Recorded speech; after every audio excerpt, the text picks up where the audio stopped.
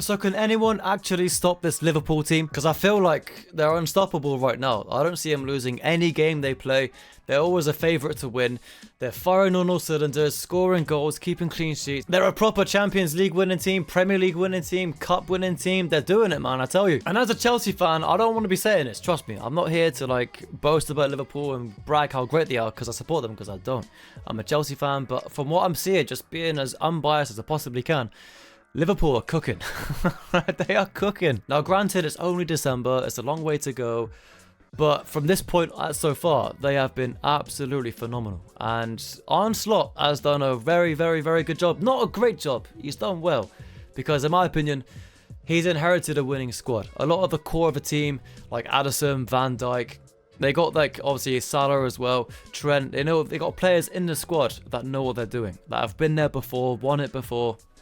And it goes a long way. Having a team of winners that know what it takes to be at that level and then just continue that level throughout the whole season is huge. But no, Arne Slot's done well. He's definitely changed the game compared to how it was with Klopp. So he's doing bits for sure. But I think a lot of it is genuinely just the players. The players have been phenomenal. And even with injuries, like they've had injuries, key player injuries. Obviously Alisson being one, Trent's been out, Konate's been out. I think they missed Diogo Jota as well. All these kind of key injuries to players, but they still keep cooking. Still keep defending well, keeping clean sheets, scoring goals. Obviously, Salah's been on a different level this season. Probably, I hate to say it because I love Cole Palmer, but he's probably been the most influential player this season. Guy's been insane. Crazy goals, crazy assists, numbers beyond belief, so far this season. But obviously, Cole Palmer's on his way. He's getting there. He's very close to probably definitely second best player. But yeah, Salah is doing madness. But yeah, their squad, they're winners. With injuries, they're still cooking.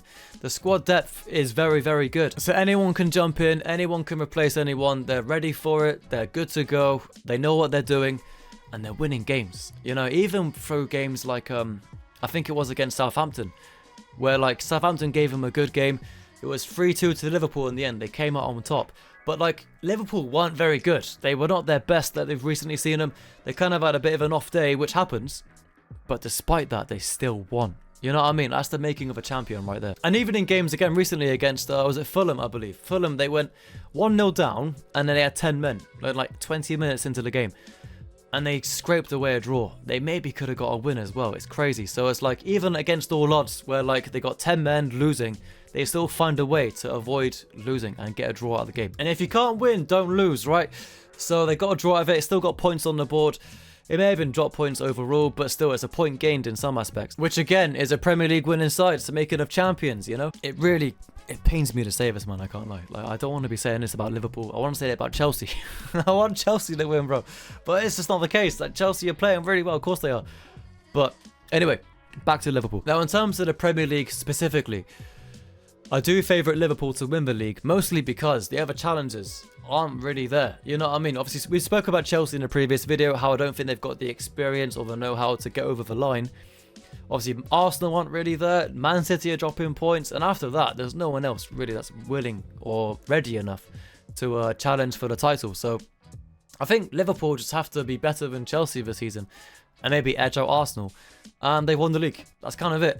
Whatever Chelsea and Arsenal do, just match that. And you've won the league as it is. So, yeah. Man City aren't in the conversation. I mean, as of recording this video, they lost today 2-0 to Aston Villa, which is crazy. So yeah, I don't know what's going on over there. Again, I did a previous video talking about Man City, so make sure you guys subscribe if you are new. Check them all out. There's some good videos, man. But yeah, there's no challenger. There's no real, genuine challenger. Again, Chelsea are probably the most likely, but even then, they haven't got the legs or the real experience and know-how to get to that point, It's one thing being the chaser, but when you're being chased, that pressure is completely different. So it's something we haven't seen about this Chelsea side yet. And I think if we do ever see it, if we do get first Chelsea and have Liverpool behind them every weekend catching up, are Chelsea going to be able to handle the pressure? Can they live with it? Can they get over the line in games they're not playing well? Whereas Liverpool are doing that. Liverpool are right here, right now, doing these things. But yeah, the team itself is so good. I mean, from the back to the front, I think having Diogo Jota back in the team is huge for them. An actual centre forward, striker, false nine, whatever he is, he's quality. He's probably, in my opinion, Diogo Jota is the second best finisher at the club behind Salah. He's quality. I love Jota. I'm a big fan. But having him back in the team is incredible. I don't think Nunes is that guy. Gakpo on the left wing with Diaz as well, obviously. Salah on the right, of course. And you got a hell of a front three there with subs that can come in to impact the game. Yeah, they're flying. Obviously, I think Trent's back soon. I think, I don't know when Kanate comes back in defence, but even without him, Joe Gomez is doing bits. They got, is it Konza? He's in centre-back. He's very good. They got experience and know-how and players ready to come in and ready to cook from the off. And even Kelleher in goal, like I said about the Allison being out earlier. Kelleher, probably the the best second keeper in the league. He's unbelievable. Unbelievable. And then the midfield. Obviously, the rejuvenation of Gravenberch's career. Guy's gone from being a string player, like a player that jumps in every now and then in the cup games maybe, to being maybe first name on a team sheet in the midfield. Guy is insane. Big fan of McAllister. He's very good. But I do think Szoboszlai in midfield. I think I need a bit more from him. A few more goals, a few more assists, which he could bring out. He's a very good player, Dominik Szoboszlai. But I think he just needs a little bit more, a little bit extra. Because right now it's definitely the goals are weighing heavy on Salah.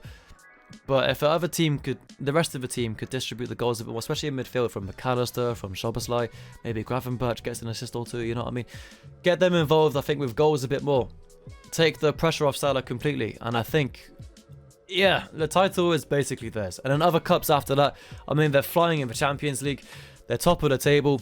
No one's really close to them in Champions League. I think they've won every game, I think? I'm not sure. But they're flying regardless. Conceded very few goals, scored a bunch.